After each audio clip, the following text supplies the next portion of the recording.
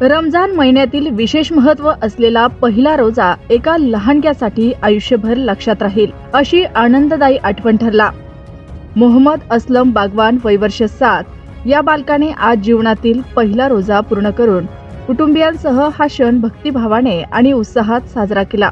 संयम आणि श्रद्धेचा पहिला अनुभव।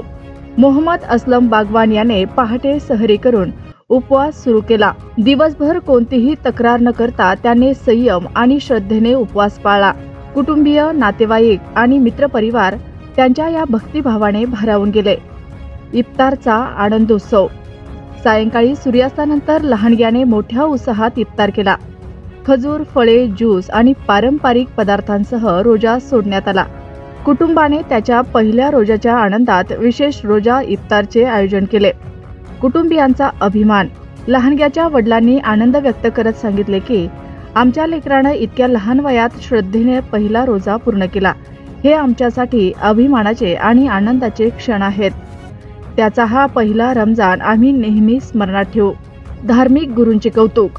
स्थानिक धर्मगुरूंनी लहानग्याच्या श्रद्धेचे कौतुक करत सांगितले की लहान वयात संयम आणि भक्ती शिकणे ही मोठी गोष्ट आहे। रमजान केवळ उपवासाचा नव्हे तर सहनशीलतेचा, दयाळूपणाचा आणि ईश्वर भक्तीचा महिना आहे। या चिमुकल्याने त्याचा उत्तम आदर्श घालून दिला आहे। लहानग्याने श्रद्धेने आणि आनंदाने जीवनातील पहिला रोजा पूर्ण केला।